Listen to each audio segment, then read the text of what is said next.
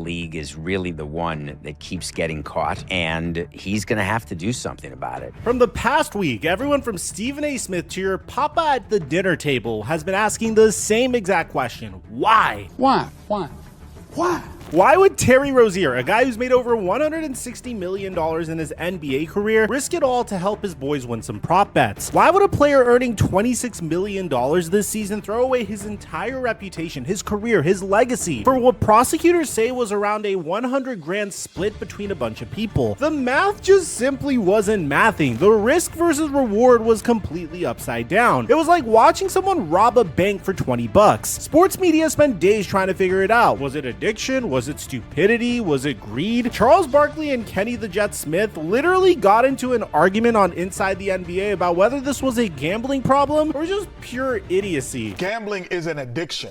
The addiction of it is what makes you make illogical decisions. You're making me mad right here. Well, That's so funny that not only Popeyes is is sponsoring it, but ESPN is.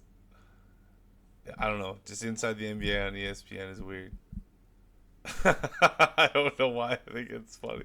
I just have my opinion. You're going to have yours. The reason I'm mad at Kenny is, man, this ain't got nothing to do with damn gambling addiction. These dudes are stupid. Why are they stupid? Under no circumstances can you fix basketball games. Under no circumstances. Rozier makes $26 million.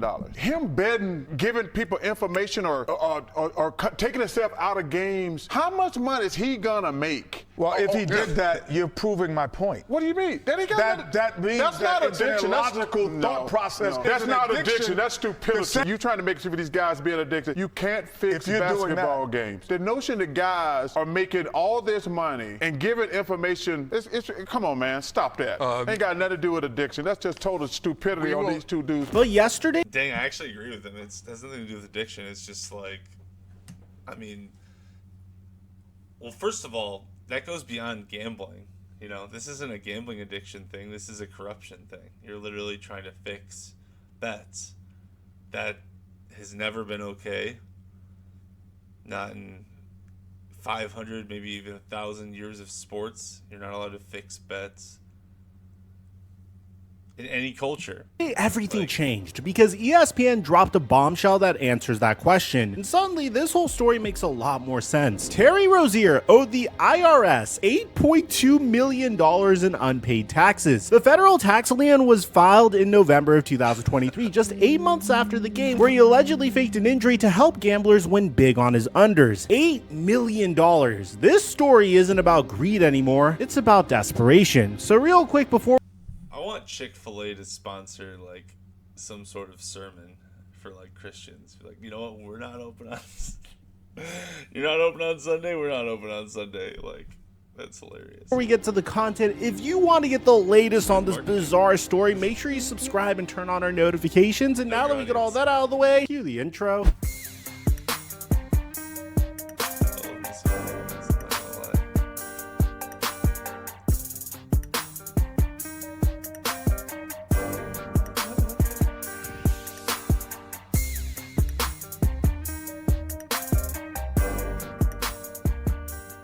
Mic check 1 2 1 2. What's going on, everybody? What? It's a comfortable shirt. Leave me alone. Let's talk about what we know. According to county clerk records obtained by ESPN, the IRS filed this massive tax lien against Rozier in Broward County, Florida, where he owns a $5.3 million home. The lien was for the 2021 tax year, which means Rozier had been dealing with this debt for a while before it became official. Now, here's how tax liens work, and I talked to a tax attorney about this. Before the IRS files a lien, they send you multiple past due notices. You know about this debt for months, maybe years, before it becomes public record. Florida tax attorney Steve Klitzner told ESPN, So basically, like, he didn't pay any state taxes or something like that. Or property taxes or something. I don't know. that the lien would have been filed after past due notices were sent to the taxpayer. It shouldn't be a surprise to them. So Terry Rozier knew that he owed this money. He'd been getting letters from the IRS. He'd been stressed about it. And in March of 2023, when he allegedly told his childhood How do you make this much money and not hire like a wealth advisor or something? Like, I just don't understand I don't understand that. Like, I know people who make 50 grand a year and have wealth advisors. You know what I mean? And I'm not saying that these people are like gonna always lead you the right way. I'm not just like shilling for the wealth advising industry, but I'm just saying that, like, how do you not, like, how does this not like, do you just take the money and just, like, you know what I mean, just throw it everywhere? Like, what are you doing? How do you have that much money and not put it somewhere, invest it, put it to work on something? Like, I just don't. Friend De Niro Laster that he was going to fake an injury and leave a game early, he was staring down the barrel of an $8 million debt. But wait, it gets even more complicated. Records also show that Rozier had a construction lien filed against him in August of 2022 for $271,000. He was having work done on his Florida mansion, and by July of 2023, he paid off $250,000 of that debt. But that leaves $21,000 still unpaid, plus the massive IRS bill hanging over his head. Now, Rozier's attorney, Jim Trusty, is pushing. You made $114 million and you can't afford an $8 million tax bill?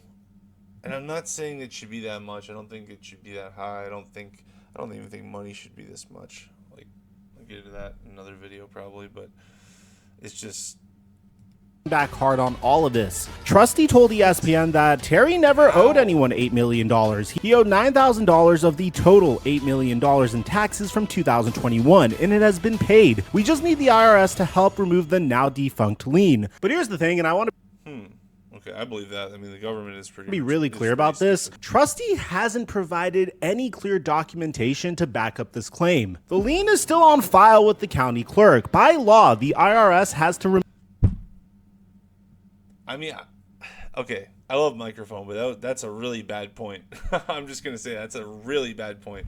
Just because the government, which is completely inefficient and completely contempt of all reality, hasn't figured out how to, like, remove the lien from his estate, doesn't mean he didn't pay it. I'm just going to say that.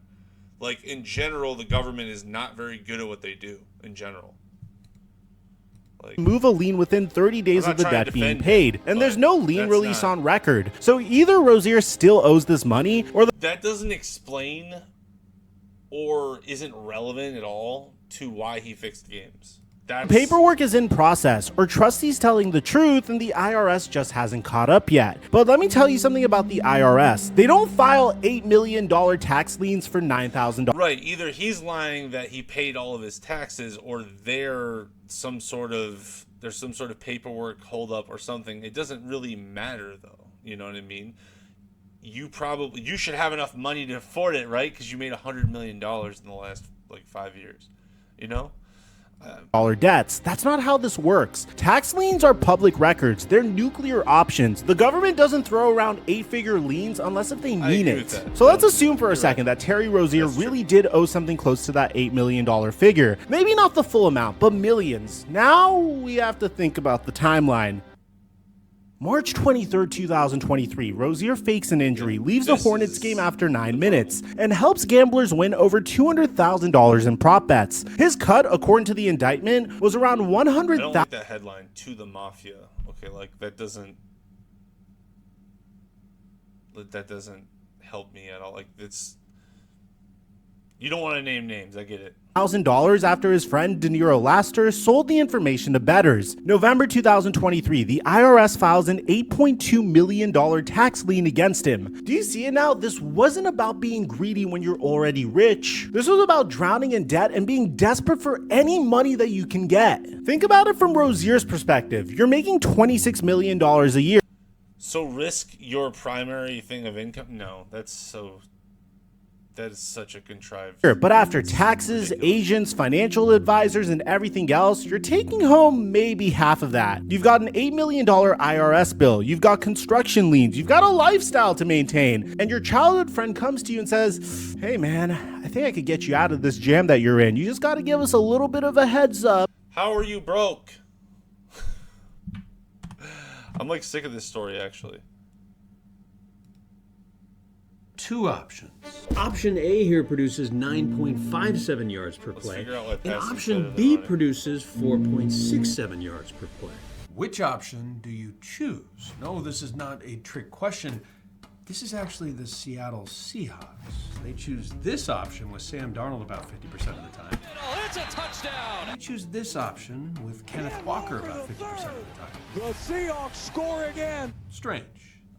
A billion-dollar organization failing basic arithmetic. But by now, you're probably working through all those idioms that your youth football coach taught you. Run sets up. The run is more tiring for a defense. Run sets up a pass. Can't be one-dimensional. Run sets up. We need to establish the run. I get it, though. I mean, those are rattling around for me as well. If a team only passed, then the defense would play a little bit differently, and passing would be less efficient. Came with the blitz, there was nowhere to go. Like in the 2-minute drill, when a defense knows that a quarterback has to pass, which is why offenses perform worse in the 42 seconds left.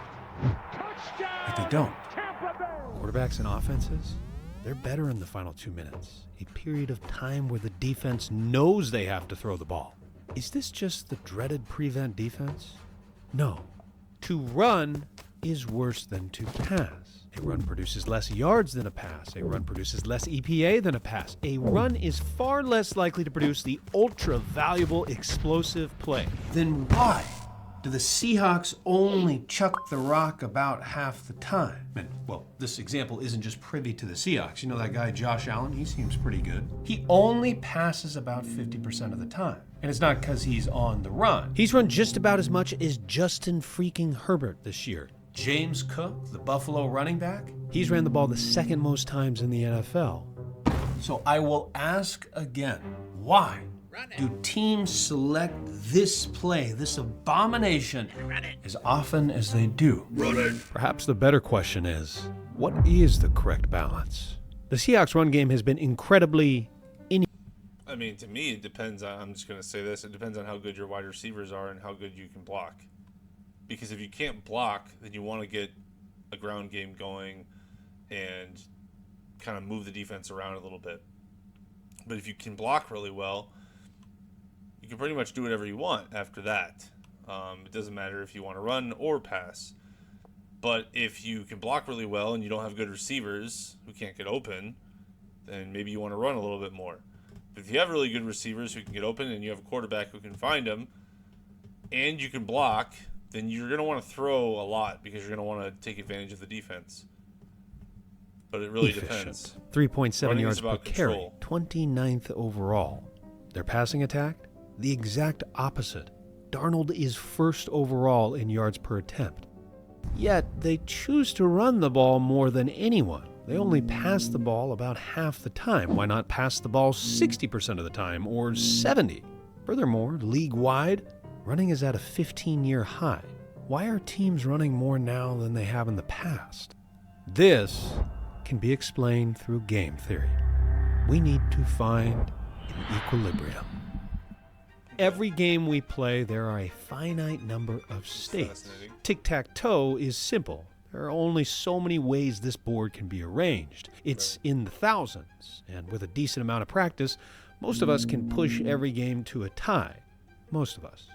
Chess is a far more complex game, but the number of states, that is, the number of ways this game can be arranged, is still measurable. That's part of why your phone is better than any grandmaster. Knight takes bishop, mate. Then there's the games that we play as sports. Baseball. A nice little controlled experiment of sorts. There are only 4 places that the offense can be. Home, first base, second base, and third. And of course, the base paths. The hitter quite literally stands in a box. The pitcher stands on the same mound each time. There are 3 outs, then the other team hits. This is part of why baseball was the first analytical mover. Under the original states, the number is still manageable. It's only in the thousands. Football is different. The number of states is in the millions. And that's just if we use the basic states. Yards, down, yards to go for the first. Oops. Subscribed. Check them out. Down, score, and time. Keep in mind, these are just the basic states. Unlike baseball, the players can move and interact with each other. Unlike chess, the individual players have specific differences. A pawn is no different from another pawn, whereas in football, one wide receiver can be quite different than another wide receiver. This arguably takes the theoretical states up to an infinite amount. That makes it harder to optimize. However, it doesn't change the following. We can prove why teams need to run. We learn best by games, so let's play a game. There are two plays an offense has at their disposal, a run and a pass. We'll say the defensive play caller also has two plays at their disposal, Right. a run defense and a pass defense. Now, clearly I am oversimplifying here, but it actually doesn't matter. We're still going to be able to prove this out, and this will probably change the way that you view football. It certainly did for me.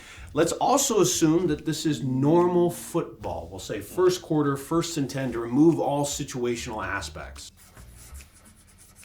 This is our expected yardage against these plays. When an offensive play caller calls a run against a run defense, they should expect to do worse. We'll say that they get 2.8 yards. However, if that offensive play caller calls a run against a pass defense, we'll say 8.41 yards. Similarly, if the offensive play caller calls a pass against a run defense, 12.44 yards. A pass against a pass defense, they do worse because the defense is ready, 5.74 yards. So how frequent should our offensive play caller pass the ball, and how frequent should they run the ball based on this matrix here? If we look at the midpoint for these two numbers, running the ball, that is significantly less than the midpoint for these two numbers, passing the ball. So passing appears to be the much better option. Again, we're right back at square one.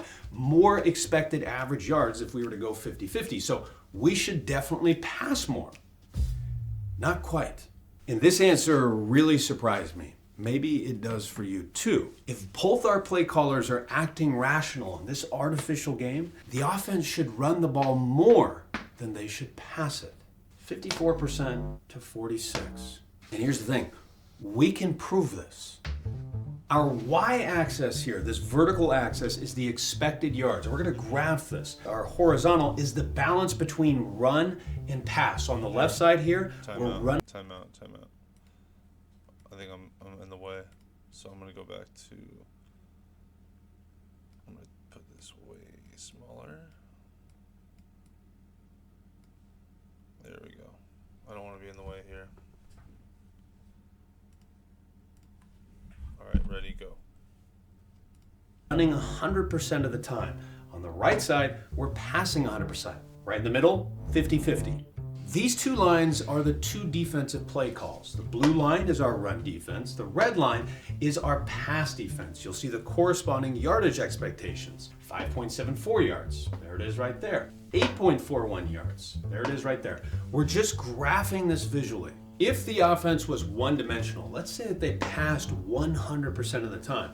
Simple, the defensive play caller would adapt. He would choose a pass defense 100% of the time, limiting them to 5.74 yards per play. Now let's say the offense ran the ball 100% of the time. Simple, the defensive play caller would adapt. He would choose a run defense 100% of the time, limiting them to 2.8 yards expected per play. Let's say that the offense passes at 90% of the time and runs at 10% of the time. What should the defensive play caller do? Again, this is simple. He will choose the lower of these two lines. He will run a pass defense 100% of the time. He will be wrong 10% of the time, but that will still generate the lowest expected yards. Remember, he doesn't know when those 10% runs are going to occur, so the best strategy for him is to just stick with, well, the pass defense. He's going to be right 90% of the time. It's kind of similar to if we played one-on-one in basketball. Also, it completely depends on your personnel. I mean, I know it goes without saying, I know, but it's the truth. It depends on your personnel. If you have mismatches, if you can exploit something, then you should. That's actually how it works. I mean, obviously he's oversimplifying it for the sake of math, but I just wanted to add that it's like if you have someone on the left side just absolutely dominating their opponent on the defensive end, like a strong left tackle or something, who's just pushing around the other people on that side, you can run that way as many times as you want. Or let's say that your center and the guards are dominating the nose tackles and the linebackers. Well, then you're going to run up the gut more, you know what I mean? So it really depends on the physical prowess of your offensive line. That's why the offensive line is probably the most important unit, because they all have to work together. And it's very much about matchups. Ball, and I couldn't use my left hand. What should you as the defender do? You should force me left 100% of the time. Now let's say that I can maybe go left 10% of the time. Never mind. What should you do as the defender? You should still force me left 100% of the time. You will be better off for it. So when the payoffs are unequal, the higher payoff should be chosen every single time. Until one player adapts and those payoffs, they become equal. This is the Nash equilibrium. If this game is being played long enough and both players are playing this game rationally, the offense should run the ball 54% of the time and pass it 46% of the time. This will produce the highest expected yardage for the offense. And you might look at that and say, okay, again, but how does that make sense? The pass is clearly the better player. Because you have to always, because it's just enough to where you always have to prepare for the pass. That's what it is. It's that you're forcing them to do run defense, which is exhausting, and it is a lot of the same. You're getting their mind prepared for a run at all times. You're preparing their mind for a run, but doing a pass enough to where they're always off balance. More expected yards. The defense knows this, so they are more likely to play pass defense. Right. And that doesn't just make running rational, it makes it required. Right. But I suppose the next question is, do humans always act rationally? Quick shout out to the sponsor of this video, Arma Colostrum. So my fiance actually mentioned taking this, I don't know, maybe a year or so ago. I'd been wanting to do something in the gut health lane. They reached out to sponsor a video. I said, sure. I'm about I'm going to stop it here. 3 months into taking this, so here are my results.